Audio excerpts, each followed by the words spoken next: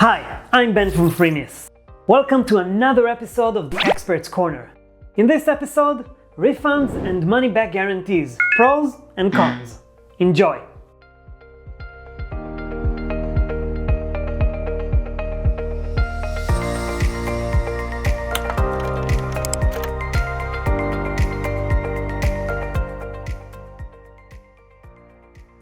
I ended up issuing the refund. That customer was really angry because it took a long time, and I'm pretty sure he never bought anything else from me.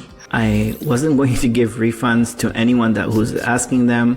I said, you paid for the product, you downloaded it, the product is working. If it's not working, it's your problem. And then what happened is I got a bad review. All the time that I spent writing the emails, trying to justify why I was denying the refund, it was not worth it. When somebody comes to you and says, I would like my money back, and then is unable to return the product because, hey, guess what, they get to keep it, it's kind of hard to take. Oh no, don't give out refunds. People are just trying to rip us off. And you know what, a lot of the time they are. So I completely understand it when people don't want to give refunds. They're not particularly keen on giving refunds. I fixed that really quickly, and I decided that everyone that wants to get a refund is going to get a refund.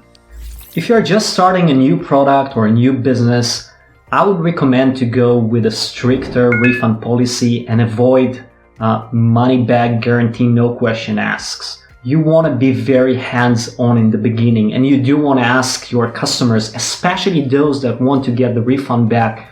You want to understand the issues, you want to understand the problems. I think it's extremely critical for you on the initial stage to learn all the issues of your product and at least be able to investigate them and have a proper conversation with your customer. Just ask, no problem, I can give you a refund, but can you give me a minute of your time and help me understand why you need that? It's sort of an art to change people from being really annoyed to really want to say thank you to you and thank you for your great product. Usually, the problem they're having can be easily fixed.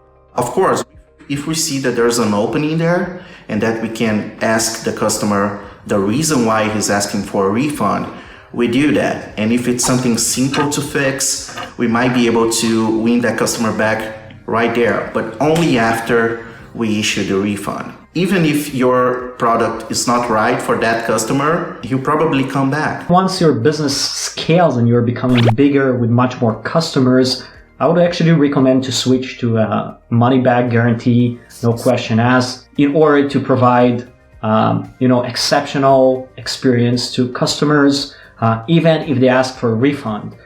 This will eventually build trust and confidence for the same people to continue buying from you. It will also save you a lot of time dealing with each refund and thinking about it and explore, like trying to investigate it. It will also increase your conversion rate because it gives the comfort for people before they deciding to buy a product that they will be able to ask their money back in case there's some sort of issue or in case they just change their mind. Having a badge right there at our pricing page telling that they have 30 days to get their money back, no questions asked, makes the purchase decision a much easier decision to make. So we have a 14-day, no questions asked, for any reason whatsoever, refund on any of the products that we sell. We have a 15 days, no questions asked refunds policy. Our users love it. This gives them a peace of mind, and they know that purchasing from us has nothing to do with the risk. At ThinkReal, we have no questions asked 14 days refund policy. So once we get the request from user, we simply refund them and later do ask the reason for the refund, which we use to make the product even better. I like to believe that we are getting more sales than the sales we have refunded. On our website, we say that you get a 30-day money-back guarantee, and we honor that every time. Sometimes we might even offer refunds after the 30 days, but it really depends on a case-by-case basis. If we have customers where there's a problem with something technical on their website, like let's say there's a conflict we can't solve, they've got a lesser version of PHP than we support, and they can't upgrade for their variety of technical reasons, and we can't make it support that version of PHP because we've moved on. I call those technical refunds, And we'll offer a refund to somebody up to 30 days in that case only. Even if people ask for a refund 2 months later, we'd still give the refund. The main goal of our team is help our customers. And yes, we have a defined refunds policy, but we regularly make exceptions. Our users like that and actually come back when they have a different situation on their end. What we discovered that worked for us the best was to have a very open 30-day money-back guarantee, no questions asked. And when I say no questions asked, I really mean it. So as soon as we see that we have a new refund request, we go ahead and we issue the refund right away. I tried to be stricter about it, and honestly, I got punished for it. There were negative reviews where people complained that I didn't honor a refund policy, even though they were asking outside of the time that I said, hey, we'll refund up to 30 days. And then they'd contact me 75 days afterwards and say, hey, Dave, I want a refund. And I'd be like, yeah, no. And then they would give me a negative review on the plugin. We have noticed that if we don't give that refund, some user might get nasty and write some bad reviews. So we'd just rather lose the money and not deal with it.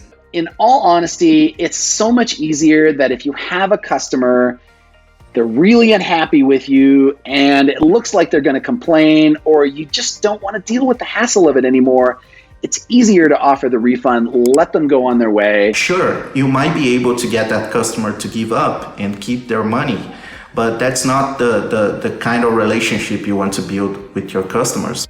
You cannot turn an unhappy customer into a happy customer, even if they cannot support their request by valid reasons. They are very unlikely to become a happy customer for you in future anyways. In my experience, offering refunds is a great way to gain the trust of your customer.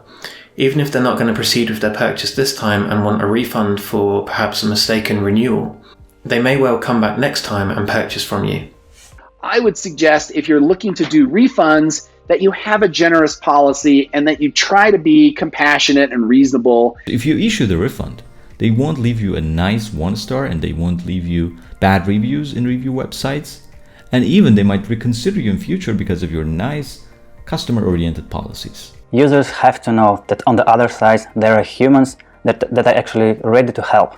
Over time, it becomes swiftly apparent that, in fact, the only ways to go are to be quite happy to refund people. Some people will come along and they might try and rip you off via a refund or a chargeback, but that's okay, because in doing so, you don't piss off the people who genuinely need one, require one, or you actually should be giving one because they deserve it. They teach you, in large part, where you should be going as a business.